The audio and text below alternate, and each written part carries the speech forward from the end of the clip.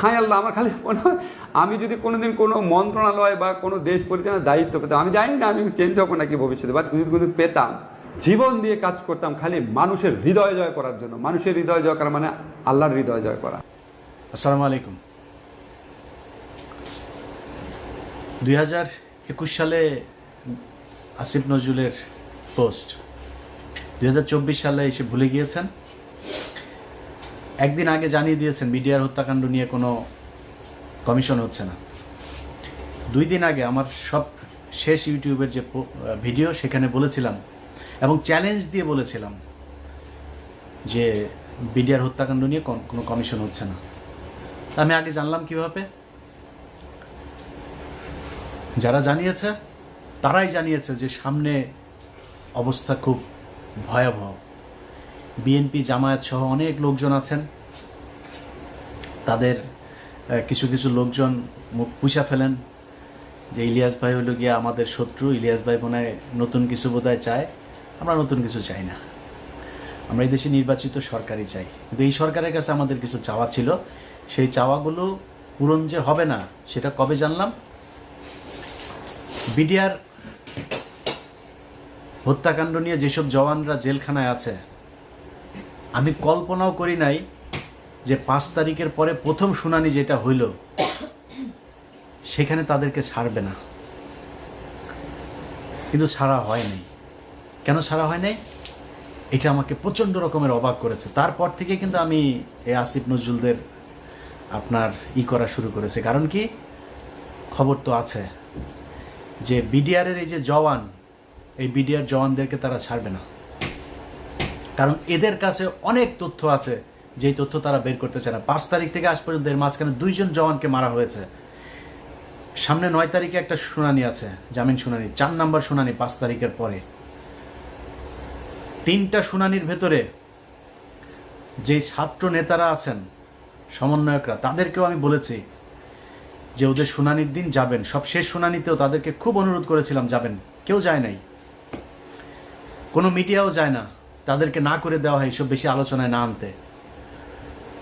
9 তারিখে আরেকটা আছে। আমি প্রথম যেদিন দেখলাম যে এরা কেউ যায় না, সব শেষ তাদেরকে অনুরোধ করলাম, হাসনাত সহ সবাইকে অনুরোধ করলাম যে ভাই একটু যায়েন, ওদের এটার ব্যাপারে, ওরা এখানে পরিবারগুলো থাকবে। সেই পরিবারগুলো দেশের বিভিন্ন জায়গা থেকে আসলো, কেউ গেল না। জামিন হয় না, একটার পর 3টা শুনানি গেল, 4 নম্বর শুনানি।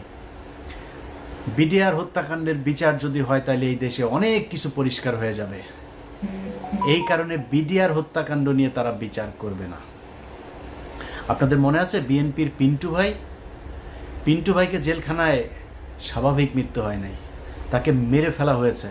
কারণ পিন্টু ভাইকে যদি বাঁচিয়ে রাখতো তাহলে পিলখানা হত্যাকাণ্ড নিয়ে অনেক ঘটনা বের হয়ে যেত, এই কারণে তাকে মারা হয়েছে। এখন এই যে বিডিআরের যারা সৈনিক আছে, আমার কাছে কেউ কিছু বলে না, কিন্তু আমার ধারণা, ধরেন সব শেষ এখানে যেই এই শুনানির পরের যে মাঝখানের যে সময়টা, এই সময়ের ভেতরে তারা একটা পরিকল্পনা করতে পারে। যেহেতু এটা নিয়ে অনেক আলোচনা হচ্ছে, আমরা এখান থেকে কয়েকজন সৈনিক ছাড়বো, সবাইকে ছাড়বে না। কান কেটে ফেলে দেব যদি সৈনিকদের সবাইকে ছাড়ে। আরেকটা চ্যালেঞ্জ নিলাম, যান, ভিডিও রেখে দিলাম, তো এই ভিডিওটা রেখে দেন। 9 তারিখ, জানুয়ারি 9 তারিখের পরে, তারপরে এটা নিয়ে আপনারা চ্যালেঞ্জ আমার এটা গ্রহণ করবেন। তো এদেরকে ছাড়া হবে না। প্রথম ঘটনার পর থেকে বুঝলাম যে না, আমরা তো আসলে বিজয় উদযাপন করলাম, এত নাচাগানা করলাম, এই সরকার তো আসলে আমাদের সরকার না। এদের ভেতরে ডক্টর মোহাম্মদ ইউনূসকে সামনে রেখে সব ভেজাল চিটা সব এটার ভেতরে ঢুকিয়ে দেওয়া হয়েছে। ইন্ডিয়ান পুরো সেকেন্ড লেয়ারের যা আছে সব এই জায়গায় বসানো। ডক্টর মোহাম্মদ ইউনূস চাইলেও কিছু করতে পারে না। এখন ডক্টর মোহাম্মদ ইউনূসের সামনে রাস্তা একটাই আছে, উনি যে কোনো দিন শুনবেন যে উনি চলে গিয়েছে দেশ থেকে। এরপরে কি হবে? পুরো সেট আপ সাজিয়েছে আসিফ নজরুল, মাহফুজা আনাম, মতিউর রহমান। সব জায়গায় বিএনপির কিছু লোকজন আছেন, তাদের খুব মনে হয় আমার নিয়ে মনে হয় খুব কষ্ট কিছু, আমি ঢালাওভাবে বিএনপি জামাতকে নিয়ে ঢালাওভাবে কথা বলার মতো স্পর্ধা আমি দেখাইতে পারবো না। এই দলের মানুষ আমাকে প্রচণ্ড ভালোবাসেন, আমাকে প্রচণ্ড শ্রদ্ধা করেন, তাদের নিজেদের মানুষ মনে করেন। তারা ধান খেতে ঘুমিয়েছেন, তাদের অনেক মানুষ হত্যার শিকার হয়েছে। এই সব শেষ আন্দোলনেও 95% মানুষ জামাত এবং এই বিএনপির লোকজন মারা গিয়েছেন, শহীদ হয়েছেন যারা। অতএব আমরা এদের ব্যাপারে কথা বলতে গেলে রেসপেক্ট করে কথা বলতে হবে, আমার ব্যাপারে কথা বলতে গেলেও একটু রেসপেক্ট দেখায় কথা বলতে হবে। আমাকে বলা হয়েছে যে জামাতের একটা গতকালকে একটা প্রতিবাদ জানিয়েছে আমার একটা বক্তব্যে। সে বক্তব্য হচ্ছে, আমি বলেছি জামাতের যে নায়েবে আমির আছেন ওই যে তাহের সাহেব, এই তাহের হচ্ছে রয়্যাল লোক। এটা বলার পরে তারা বিবৃতি প্রতিবাদ জানিয়েছে আমার এই বক্তব্যের। আমি এটাকে খুব পজিটিভলি নিয়েছি, কারণ জামাত একটা সংগঠন, তাদের সাংগঠনিক একটা পদক্ষেপ থাকবে, এটা কোনো ব্যাপার না। আমি ওনাদের ওই ফেসবুক পেজেও জামাত ইসলামের যে পেজ আছে সেখানে গিয়ে জামাতের লোকজনেরও বক্তব্য দেখেছি, কমেন্ট দেখেছি, আমার কাছে খারাপ লাগে নাই। ওনারা মানে খুবই বন্ধুসুলভ আচরণ করেছেন। তবে জামাতের কাছে আমার অনুরোধ থাকবে, যে অভিযোগটা আমি শুনেছি এটা তো আমার নিজের বানানো না, এটা আপনাদের ভেতর থেকে আমাকে জানিয়েছে। তার বাড়িতে নইমুল ইসলাম খান, তার বাড়িতে ছিল নাইমুল ইসলাম খান, তার বাড়িতে ছিল, এবং আবু তাহের সাহেব তাকে পালাতে সহযোগিতা করেছেন। এই ছাড়াও জামাতের আরও অনেকজনের ব্যাপারে এই বিষয় আছে। শামা ওবায়েদ বিএনপির সব তথ্য ভারতে পাচার করে। শামা ওবায়েদের সাথে এখনও শেখ হাসিনার কথা হয়। বিএনপিকে বলে রাখলাম, আপনারাও সাবধান থাকবেন। আমি যদি নাকি কোনো কথা বলি, ওই কথা বিএনপি বা জামায়াতের ক্ষতি করার জন্য না। জামাত ইসলাম যেটা করেছে, বিবৃতি দিয়েছে, কোনো সমস্যা নেই। আমি আমার কথা বলেছি, আমার এটা রেসপেক্ট রেখে বলছি, এটা নিয়ে তদন্ত করবেন। যদি আসলেই কোনো কিছু পাওয়া না যায়, আমি তাহের ভাইয়ের কাছে আবার ক্ষমা চেয়ে নেব। তো এই যে বিএনপি জামায়াতের লোকজন, ওনারা কিছু কিছু লোকজন যে মনে করেন যে আসিফ নজরুল হচ্ছে তাদের লোক, তাদেরকে বলবো তারেক রহমানের বক্তব্য শোনেন। তারেক রহমান আপনার মনে হয় এমনিতেই বলে যে সামনে নির্বাচনটা কঠিন নির্বাচন? এমনিতেই বলেন যে আপনারা মনে করবেন না যে আমরা ক্ষমতায় চলে এসেছে? এগুলো এমনি বলে না, কিন্তু তারেক রহমান খবরগুলো জানে যে তারেক রহমানকে মাইনাস করার জন্য কত ষড়যন্ত্র চলছে, এবং সেইটার পার্ট হচ্ছে এই আসিফ নজরুল, রেজওয়ানা বন্যা, আরেকটা আছে ওদের সাথে ওয়াহিদ মাহমুদ, তো নামটা ভুল করছি কিনা জানি না। এই গং গত সপ্তাহে এই ডক্টর মোহাম্মদ ইউনুস তিনি বলেছেন যে 25-এর মাঝামাঝি বা শেষের দিকে আমরা একটা নির্বাচনের দিকে করি। তিনারা যাবেন না, তিনাদের কথা 26-এর শেষে গিয়ে আমরা চিন্তা করব। এর মাঝখানে সেট আপ শেষ হয়ে যাবে, সব শেষ। বিএনপির ভাইদেরকে বলতে চাই, সব শেষ। দুদকের একজন চেয়ারম্যান আপনাদের দলের ক্যান্ডিডেট ছিল, সে বিএনপি করে না, খুব সৎ মানুষ। বিএনপির ওই চয়েসটা ভয়ঙ্কর রকমের খুবই সুন্দর একটা ছিল। এই আমার জীবনে আমি যত মানুষ সম্পর্কে জানি, একজন মানুষ হিসাবে জানতে পারি, এই বিচারক মোতাহার হোসেন তাদের মধ্যে একজন সৎ মানুষ। এই মানুষটাকে হইতে দেয় নাই আসিফ নজরুল, এই রেজওয়ানা বন্যা, ওয়াহিদ মাহমুদেরা হইতে দেয় নাই। ইভেন ডক্টর মোহাম্মদ ইউনুসও চেয়েছিল এই হোক, তাকে হইতে দেওয়া হয়নি। অতএব বিএনপির লোকজন খুব সাবধানে কথা বলেন। আমাদের মির্জা আব্বাস ভাই বলল যে করবে। বিদেশে কিছু লোকজন বসা খায়া দেয়া কাম পায় না, ইউটিউবে কথাবার্তা বলে। মির্জা আব্বাস ভাই এই কথাটার জন্য কোনো এক জায়গায় সরি বলে দিয়েন। তার একদিন আগে সম্ভবত পিনাকিদা তার ব্যাপারে একটু কথা বলছিল, এই জন্য তিনি এটা বলে ফেলেন। 6 মাস হয় নাই ভাই এখনো। 6 মাস আগে আপনাদের পক্ষে কথা বলার মতো আমরা ছাড়া কেউ ছিল না। আবার পরের 6 মাস পরে না আবার সেরকম পরিস্থিতি আসে কিনা, ইউ নেভার নো। সো খুব সাবধানে একটু কথা বলতে হবে। হ্যাঁ, আমরা আপনাদেরকে যদি কোনো কথা বলে থাকি তাহলে সেটা মনে রাখবেন, আপনাদের ভালোর জন্যই বলছি। এত মুখ পুষে ফেলা উচিত না। সো তারেক রহমান যে কথাগুলো বলছে, ভেতরে কি হচ্ছে, ঈদের পরেই এই সরকারের বিরুদ্ধে জামাত এবং বিএনপিকে মিলেমিশে আন্দোলনে নামতে হয় কিনা একটু অপেক্ষা করেন। এই যে শাহেদ আলম এখন এত কথাবার্তা বলছে না, শাহেদ আলম কিন্তু এমনিতে আমার বিরুদ্ধে লাগেন। শাহেদ আলম জানে না ওর জীবনেও কি 2 নাম্বারই করেছে।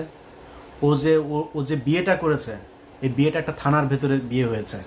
আশুলিয়াতে 2 জন এই গাড়ির ভেতরে করছিল, ওইখান থেকে পাবলিক ধরে আপনার একটু টানা হেঁচড়া করলো, এরপরে পুলিশ আসলো, এসে তারপর ধরে নিয়ে গেল, পাবিগুলো ওর বিয়ে করাইতে হবে। এবং ওই একই সময় তার আরেকজনের সাথে সম্পর্ক ছিল, তার সাথে তার বিয়ে হওয়ার কথা, বিয়ের কথাবার্তাও চলছিল পারিবারিকভাবে। এই মেয়ে যখন ওই মেয়ে যখন শুনে টুনে তারপরে আসার পরে এই মূল্য বললো যে আমাকে বিয়ে করতে হবে। এই পাবলিক পুলিশ মিলে এর সাথে বিয়ে দিয়ে দিয়েছে। চ্যালেঞ্জ করেন, ওরা চ্যালেঞ্জ করেন, আমি থানার নাম টাম সব কিছু বলে দেবো, ওই ওসিরে খোঁজার চেষ্টা করতেছি। এই হচ্ছে শাহেদ আলম। আরও অনেক কিছু আছে, কিন্তু ও আমার সাথে কেন লাগলো জানেন? বিশাল বড় স্বার্থগত একটা দ্বন্দ্ব এই জায়গায়। কি দ্বন্দ্ব? শাহেদ আলমের আসিফ নজরুলকে দিয়ে যে ধান্দাবাজি সে করছে, এই ধান্দাবাজি তো সে বিএনপি আসলে করতে পারবে না। কারণ এ তো সে ভিডিও তো আমাদের কাছে আছে যে তারেক রহমান লন্ডনে থাকে, সেটা নিয়ে সে জানে না। তারেক রহমান কে সে চিনেই না। তো আমরা জানি একজন যিনি চেয়ারপারসন তিনি জেলে আছেন, ভারপ্রাপ্ত যিনি চেয়ারপারসন, কিংবা উনি কি মহাসচিব নাকি লন্ডনে যিনি আছেন? না, না, উনি এখন ভারপ্রাপ্ত চেয়ারপারসন। শাহেদ আলম চেষ্টা করছে এই সরকারকে যতদিন রাখা যায় এবং আসিফ নজরুলকে যতদিন রাখা যায়। আসিফ নজরুলের এই দেশে গিয়ে এবার ধান্দাবাজি করে আসছে কিছু, এখনো চলতেছে, এখানে বসেই তদবির বাণিজ্য চলছে। আসিফ নজরুল না থাকলে এটা করে দিবে কে? এই কারণে এখানে তো কোটি কোটি, ভাই শত শত কোটি টাকার খেলা। তো এখানে একটারে মানে করে জামিন করাই দিতে পারলেই তো শত কোটি টাকা দেওয়ার লোকজনও আছে, তার চেয়ে 1000 কোটি টাকা দেওয়ার লোকও আছে। এখন জেলখানায় যারা আছে এদের মধ্যে এরকম নাম ধরে আপনাদের বলতে পারবো কয়েকজন আছে, এদের 1000 কোটি টাকা দিয়েও যদি জামিন করে দেয় তারা করতে রাজি। আমার কাছেই অফার আছে। তো এই বিষয়গুলো কিন্তু এখানে হচ্ছে, যেই কারণে শাহেদ আলম এখন আমাকে নিয়ে ন্যাকেট হয়ে তারপরে নেমেছে। শাহেদ আলম, আমি তোমার আগেও বলেছি, এখনও বলছি, তুমি বাবা এই যে বিরিয়ানির দোকানে 1000 টাকা করে নিছো, তুমি এত বড় একজন লোক, আমি উবার চালাই, এটা নিয়ে তোমার এত কষ্ট, তোমার মতো এত হাই লেভেলের একজন লোক, তুমি বিরিয়ানির দোকানে যা 1000 টাকা নিলা, এটা কেমন ধরনের হয় শাহেদ আলম? তুমি এখন এই লোকের আবার আইনা ভিডিও বানায় তুমি ছাড়ছো। ওই লোকটা আমার ওইখানে বক্তব্য দিয়ে দিয়েছে, তুমি তার এলাকার লোক, বউ নিয়ে আসছিলা, খাইতে পাইতা না, সাহায্য করেছে। এবং সেই সাহায্যটা কোত্থেকে করেছে? সাংবাদিকদের যেই ভিক্ষা দেয় না খলিল ভাই এখানে অনেক সাংবাদিকরা ভিক্ষা দেয়, ওই ভিক্ষার ফুল রেকর্ড শুনবা। সো বেশি পাকনামি করতে যায় না, নিজের নিচে পরিষ্কার না করে তারপরে কথা বলে লাভ না। আমার নিয়ে খেলবা, আমার নিয়ে খেলতে আসো। আমি ইলিয়াস, আমার নিয়ে বহু খেলাধুলা হয়েছে, বুঝো নাই? এখানে যখন আসছি না, পুলিশ আসছে বাসায়, আমার নিয়ে এখানকার দূতাবাস থেকে শুরু করে আওয়ামী লীগের সবাই মিলে লাগছিল আমার নামে। এমন কোনো মানে ইসলামী টেরোরিস্ট থেকে শুরু করে সব খালি 2-3টা কথা বলে আমার নিয়ে পুলিশের কি ছিল, ইনভেস্টিগেশন ছিল। আমার বাসায় আসছে আন্ডার কভার, এসে তারপরে জিজ্ঞেস করেছে আমি এই রিলিজিয়নে বিশ্বাস করি কিনা।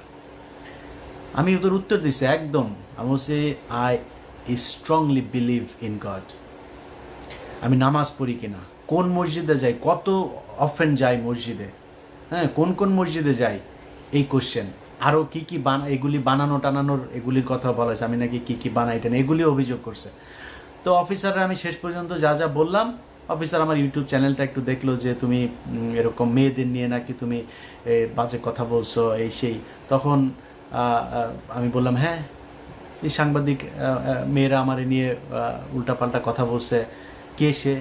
বলছে এই যে একটা বেসরকারি টেলিভিশনের সাংবাদিক বাংলাদেশে, তারা আমার নিয়ে ক্রিটিসাইজ করে, আই ক্রিটিসাইজ দেম ব্যাক, এগুলি বলছি, সবই তারা জানাই দিচ্ছে। জানার পরে ওকে সে আমার কার্ড দিছে, কার্ড দিয়ে বললো যে কল মি, আমি 24/7 অ্যাভেলেবেল, তোমার যখন ইচ্ছা কল দিও।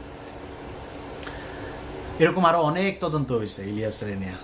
আমার গ্রিন কার্ড পাওয়ার কথা আরও অন্তত 5 বছর আগে, সেই গ্রিন কার্ড মানে আমার কেসে অ্যাপ্রুভ হয়েছে আজ থেকে 1.5 মাস আগে।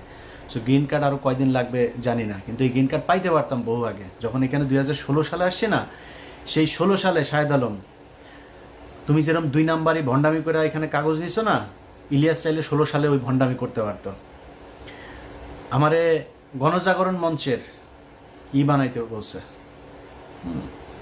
আমার লয়ার, যে আপনি গণজাগরণ মঞ্চে, তখন 2016 সাল, সবাই এটা দিয়ে কাগজ বানাচ্ছিল, যে অ্যাপ্লাই করছিল তাকেই কাগজ দিয়ে দিচ্ছিল। আমি আর এটারে করি নাই। কেন করি না জানিস?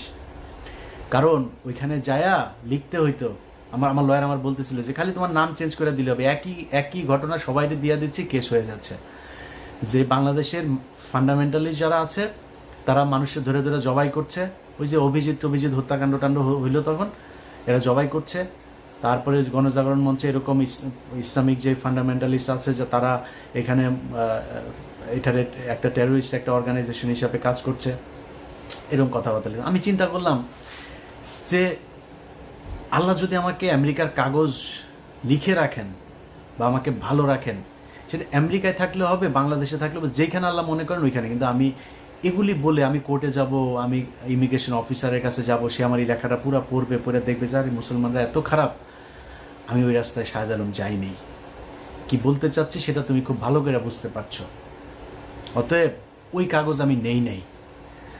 আর এরপরে এখানে এই যে উবার চালায় খাইটাই এগুলি বলে পাবলিকরে কি বলদ বানানো যাবে? তোর বাসায় মহিলা মানুষ যেই কটা আছে সব কটা প্রেগনেন্ট হয়ে যাওয়ার কথা, যেই গালি পোলাপান তোরে দিচ্ছে, আমার এই গালি দিলে জীবনে কোনো দিন ইউটিউবের সামনে আসতাম না।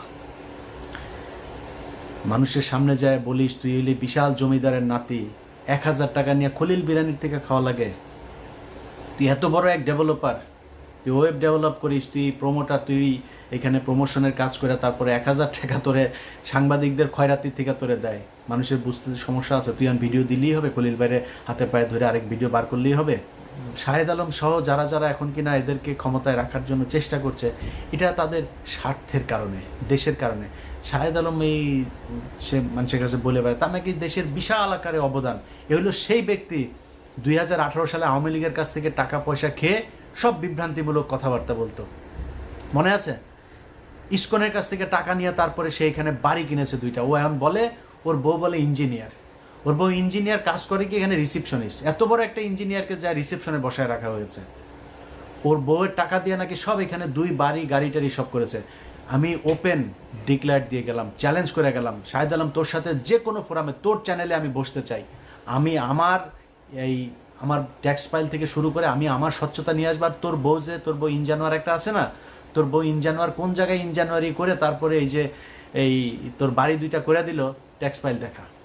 এই দেশে তোর বউর মতো এত বিশাল বিশাল বড় একজন নাসার ইঞ্জিনিয়ারে তো তুই করতে পারবি না, তাই না? টাকা ছাড়া তো ক্যাশে তো আর টাকা দেয়নি, তাই না? চেকের মাধ্যমে টাকা দিয়েছে। সো চেক আছে, চেক দেখাইস, কান কেটে ফেলবো। এখন তোর বাপ আসিফ নজরুলের কাছ থেকে আরও ধান্দাবাজি করে আরও বাড়ি করার চিন্তা ভাবনা করছিস। সো এইসব টাকা পয়সা তো বের হয়ে যাবে এক সময়। সম্মান আর টাকা পয়সা সব একসাথে পাওয়া যায় না। আপনারা এখন এইখানে প্রথম আলোর সব সেট আপ বসায় দিয়ে যাবেন, যতদিন সম্ভব বিএনপি বা জামাতকে ক্ষমতায় আসতে দেওয়া যাবে না, আপনারা এখানে বসে বসে খাবেন, এইভাবে চলতে দেওয়া যাবে না। বিডিআর হত্যাকাণ্ডের প্রতিটা পরতে পরতে ইন্ডিয়া জড়িত থাকা, আওয়ামী লীগের যে নীল নকশা সেটা জড়িয়ে আছে। সাগর রুনিনিয়ানা বলে বিচার করেন, আসিফ নজরুল প্যান্ট ভিজায় ফেলতো সাগর রুনিরে নিয়ে কথা বলতে বলতে, কই সেই বিচার? শাপলা চত্বর হত্যাকাণ্ড, কই সেই বিচার? যারা গুমের শিকার তারা কই? আপনাদের সময় ডিজিটাল সিকিউরিটি অ্যাক্ট এখন পর্যন্ত 5 মাস বাতিল করা যায় না, সময় পান না, সিনেমা দেখতে জানাবেন না। শামা ওবায়দরে নিয়ে হলের ভিতরে অন্ধকারে যায় বসেন, তো আমরা বুঝি না এগুলি কিছু। আপনারা সিনেমা দেখতে যাওয়ার সময় পান, ডিজিটাল সিকিউরিটি অ্যাক্ট বাতিল করার সময় পান না। এখন পর্যন্ত হাজার হাজার বিএনপি জামাতের লোকজন জেলখানায় বন্দী। গত সপ্তাহে ডান্ডা বেরি পরিয়ে জামাত শিবিরের সাবেক সভাপতিকে রাজশাহী কোর্টে তোলা হয়েছে। আমার এই ফেসবুকে সে ছবি দিয়েছে, ভিডিও দিয়ে রেখেছি। কেন এখনো পর্যন্ত সেটার ব্যাপারে ব্যবস্থা নেওয়া যায় নাই? কিসের জন্য? আরও কত বছর সময় চান? এমনি বসে বসে লুটপাট করবেন। আমার এই নেতা ফোন করে, ওই নেতা ফোন করে, ইলিয়াস ভাই এরা তো আমাদেরই লোক, এদের সাথে এরকম করলে তৃতীয় পক্ষ ঢুকবে। আর ভাই এরা আপনার লোক হইতে পারে, আমার লোক না। আমি তো আপনার দলের কেউ না, আমি তো বিএনপি জামাতের লোক না। বিএনপি জামাতের টাকা নিয়ে আমি কি আমার সংসার চালাই নাকি? আমি আপনার টাকায় কথা বলবো? আমার যে সমস্যা, আমার সমস্যা ইন্ডিয়ায়। অথবা আমার ওইটা না পাইলে তো আমি মনে করবো না এই দেশ স্বাধীন হয়েছে। ওনাদের কথা হইল বিপি নূর, ইলিয়াস ভাই দেখেন এখানে তো অনেক কিছু করা যায় নাই। আসিফ নজরুল পর্যন্ত সে আমার ফোন করে ওই একই গান, ইলিয়াস কি অবস্থা ভাই, আপনি তো বলছেন ওখানে বসে বসে, এখানে তো অনেক সমস্যা ভাই, অনেক চাপ। আপনারা এত চাপ নিয়ে কাজ করতে বলছে কে আসিফ নজরুল? বিপি নূরও একই, আরও কয়েকজন রাজনীতিবিদ একই আলাপ। এদের অনেক চাপ, কাজ করতে পারে না। এত চাপ, মানুষ তো জীবন দিয়েছে এই দেশে, আবার নামবে দরকার হইলে। আপনি বলেন কি করা লাগবে, বলেন, তারা আসবে, আবারও রাস্তায় নামবে, আবারও জীবন দিবে। কোথা থেকে চাপটা আসে, কারা চাপ দেয় বলে দেন। এইভাবে চাপ মনে মনে আপনি চাপ মনে করায় তারপরে সবাই মিলেমিশে ভাগ বাটোয়ারা করে খাবেন। এই জন্য 2000 মানুষ জীবন দেয়নি। অতএব যারা মনে করেন যে আসিফ নজরুল্লাহ তাদের তৃতীয় পক্ষ, সারা অন্য কিছু, আসিফ নজরুল রায় তৃতীয় পক্ষ, তারাই আপনাদেরকে বিএনপি এবং জামায়াতকে মাইনাস করার জন্য আপনারা মনে করছেন বিএনপির কিছু লোকজনের এই সুবিধা, কি সুবিধা দিয়েছে, গরুর হাট, মাঠ আর ঘাট, এগুলো আপনারা এখন দখল করে খাচ্ছেন, তাই না? তো এটা খেয়েই খুশি। আর কিছু মামলা বাণিজ্য, তদবির বাণিজ্য টাণিজ্য হচ্ছে ওই জায়গায়, এইসব এই 2 নাম্বারই কিছু কাজ, আর কিছু জায়গায় চাঁদাবাজিও হচ্ছে, এগুলো করে বিএনপি জামায়াত খুশি। কিন্তু এইটা চিন্তা করেন নাই যে আপনাদেরকে দিয়ে এগুলো করিয়ে তারপরে তারা সারা দেশে বোঝানোর চেষ্টা করছে বিএনপি বিশাল চাঁদাবাজ একটা দল, জামাত ইসলাম বিশাল চাঁদাবাজ একটা দল, এরা হচ্ছে গিয়ে এই আওয়ামী লীগের লোকজনকে তারা দিচ্ছে। এই মিডিয়া, সেই মিডিয়া যারা কিনা আপনাদের কথা বলেন, আপনাদের নাম তারেক রহমানের বক্তব্য চালায় না এরা, তারেক রহমানের নাম বলার আগে তাকে খাম্বা টাম্বা এগুলো বলে কথা বলতো, মনে নাই? এই মিডিয়া সেই মিডিয়া একটাও চেঞ্জ করে নাই, সব ওই জায়গাতেই আছে, শুধু সময়ের অপেক্ষায় আছে। সব সেট ঠিক হইলে এই যে চিন্তা করছেন না, সব কিছু চেঞ্জ হয়ে যাবে। এই যে গোয়েন্দা সংস্থা, আপনার কি মনে হয়? মানব জমিন নিউজ করেছে, দেখেছেন গত পরশুদিন কি বলেছে তারা? যে ভারতের পররাষ্ট্র সচিব বাংলাদেশে এসে 1 ঘন্টার কোনো হিসাব ছিল না, এই 1 ঘন্টা তিনি কোথায় ছিলেন? সে 1 ঘন্টা মানব জমিন বলেছে সে সেনাপ্রধানের সাথে ছিল। কেন? ডক্টর ইউনূসকে বাইপাস করে সেনাপ্রধানের সাথে পররাষ্ট্র সচিবের এই বৈঠক কে করিয়ে দিয়েছে? এটা খুঁজে বের করতে হবে। যারা মনে করছেন তৃতীয় পক্ষ, দিন যত যাবে তত বিএনপি এবং জামায়াতের জন্য এই দেশ কঠিন হয়ে দাঁড়াবে। যারা মনে করেন যে না, ওদেরকে আরও সময় দেওয়া উচিত, এই ইলিয়াস ভাই এখন এত এইসব নিয়ে কথা বলার দরকার নাই, আচ্ছা ধরেন দুর্নীতি দমন কমিশন সব শেষ, যেটা বিএনপি চেয়েছিল একজনকে বসতে দেয়নি। পুলিশের ভেতরে আপনি দেখেন ডিএমপি কমিশনার, আইজিপি, কেন বাইরের থেকে আনতে হবে কেন? পুলিশের ভেতরে ডেডিকেটেড ছিল না, ডিপ্রাইভড অফিসার ছিল না, যারা কিনা মনে করেন যে একজন এসপি আছে, ডিআইজি আছে, তারা কি প্রমোশন দিয়ে উঠানো যেত না? বাইরের থেকে কেন আনতে হইলো? যারা কিনা প্রথম আলোতে কলাম লিখত, কেন এছাড়া কেউ ছিল না? বিষয়টা খুব পরিষ্কারভাবে সাদা চোখে দেখতে হবে যে আসিফ নজরুল হঠাৎ করে 3 তারিখে বিশাল আকারে রাস্তায় নেমে একদম ছাত্রদের সাথে হাতে হাত দিয়ে তারপর রাস্তায় নেমে গেল, এই ফারুকি টারুকি এরা হঠাৎ করে রাস্তায় চলে আসলো, কোনো কিছুই এমনিতে হয় নাই। এগুলোর সবগুলোর পেছনে কারণ আছে। এরা কেন এসেছে, কেন এদের সাথে মিলেছে, কিভাবে এরা সরকারে চলে আসলো, কিভাবে উপদেষ্টা হয়ে যাচ্ছে, এগুলো সব হিসেব মেলাইতে হবে। সো বিএনপির যেসব নেতারা আপনার ওই সময় মতো গিয়ে তারপরে আপনাদের সামনে বলবে যে হায় হায় কী করলো, ইলিয়াস আগে যা বলেছিল সেটাই তো ঠিক হইলো, তাদের কিন্তু সমস্যা হবে না। সমস্যা হবে কার জানেন? সমস্যা হবে খালেদা জিয়ার, সমস্যা হবে তারেক রহমানের, সমস্যা হবে আপনারা যারা ধান খেতে কিছুদিন আগে ঘুমাইতেন তাদের। একই রকম জামাতের নেতাদের উপরে আবারও চরম, এই যে ডাক্তার শফিকুর রহমান থেকে শুরু করে ডাক্তার শফিকুল ইসলাম মাসুদ, যারা যারা আছে, কি টর্চার, কি নির্যাতন এদেরকে সহ্য করতে। এখন পর্যন্ত এটিএম আজহার ভাই কেন জেলখানায়, গোলাম পারওয়ার কি কষ্ট সহ্য করেছে, মানে জামিন হয়েছে, জামিন হওয়ার পরে আবার ঢুকিয়ে রেখেছে, পুরো সময়টাই জেলখানায়। কিন্তু কিছু নেতা যাদেরকে নিয়ে আমরা কথা বলি, তাহের মিয়ার তো কিছু হয় নাই, তাহের মিয়ার খুব বেশি কষ্ট সহ্য করা লাগে নাই। এগুলো একটু হিসাব মেলাইতে হবে যে কাদের সাথে এদেরই ছিল। ডক্টর আসিফ নজরুল ঢাকা বিশ্ববিদ্যালয়ের মতো জায়গায় থাকে, ছাত্রলীগ গিয়েও তারা একদিন একটা গুতা দেয় নাই। কারা তাদেরকে মেসেজ দিয়ে রেখেছে যে আসিফ নজরুলকে কিছু বলা যাবে না, একদিন জেলখানায় যাইতে হইল না, এত বড় বড় কথাবার্তা বলেও। আমি এটা নিয়ে ঘাটাঘাটি করতে চাই না। আর কথা হইল যে দেশ স্বাধীন হয়েছে, এখন আমাদের হাতে সময় আছে। আমরা এই সাগররুনি হত্যাকাণ্ড বলেন, শাপলা চত্বরের হত্যাকাণ্ড বলেন, গুম, যারা এখন পর্যন্ত জেলখানায় আছে, বিডিআরের জওয়ান, বিডিআরের অফিসার যাদেরকে হত্যা করা হয়েছে সেটার বিচার, এই সবগুলোর বিচার হইতে হবে। 21শে আগস্ট থেকে শুরু করে উদিচি, ছায়ানট, যেখানে যেখানে বোমা হামলা হয়েছে এগুলোর বিচার হইতে হবে। শুধু বিএনপির লোকজনকে আপনি এখান থেকে মামলা থেকে অব্যাহতি দিবেন ন, এটার তদন্ত হইতে হবে কারা করেছে। তারেক রহমান করে নাই, লুৎফুজ্জামান বাবর করে নাই, তাহলে করেছে কারা? এদের ভেতরে একটা বিশাল আকারের আপনি সবটা যদি চিন্তা করেন না, দেখবেন ইন্ডিয়ার জায়গাগুলোতে হাত দেওয়া হচ্ছে না। আপনি দেখেন বিডিআরের জওয়ান, তাদেরকে ছাড়া হচ্ছে না। লুৎফুজ্জামান বাবর, গিয়াসউদ্দিন আল মামুনকে কিন্তু ছেড়ে দেওয়া হয়েছে, লুৎফুজ্জামান বাবরকে ছাড়া হচ্ছে না।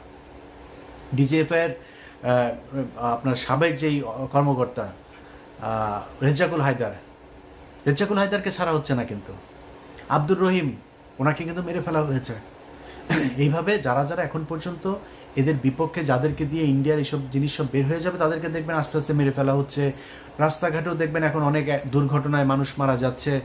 এগুলো এইভাবে খুব সুপরিকল্পিতভাবে তারা তাদের জায়গাগুলো পরিষ্কার করছে, খালি দেখছে যে কারা আমাদের বিপক্ষে, তারপরে তারা ঠিকই আবার ছোবল দেবে। যাই হোক দর্শক, আপনাদেরকে আমার শেষ যে বক্তব্য সেটা আমি আপনাদের জানাইতে চাই। নিজেকে আসলেই মাঝে মধ্যে খুব অসহায় মনে হয়, যে মনে হচ্ছে কিনা আমরাই কি করছি কিনা, আমরাই কি ভুল পথে হাঁটছি কিনা, এটা নিয়েও না চিন্তা করি। তো চিন্তা করে পাই না আসলে, মানে এত মানুষ, এত বিশাল একটা দেশ, ভাই এত বড় একটা ঘটনার পরে কারো কি ইচ্ছা করে না যে না, দেশটা আসলে একটু ভালো কিছু হোক? সব মনে হচ্ছে তারা ক্ষমতায় এসছে, কিছু টাকা পয়সা লুটপাট করবে, সেই আওয়ামী লীগের মতো একইভাবে চলবে দেশ। এই দেশের জন্য কি করলেন রে ভাই? জিনিসপত্রের দাম থেকে শুরু করে কোনো জায়গার কার্যকর কোনো পদক্ষেপ নাই, তারা সিনেমা দেখতে যায়। এইভাবে দেশই করার জন্য এতগুলি মানুষ মারা গেল। তো আপনাদের কাছে অনুরোধ, ভাই এগুলি দেখলে খারাপ লাগে, যদি এইসব ছাড়া দিয়ে যদি চুপ থাকতে পারতাম তাহলে অনেক ভালো থাকতাম। সবাই ভালো থাকেন, আল্লাহ হাফেজ।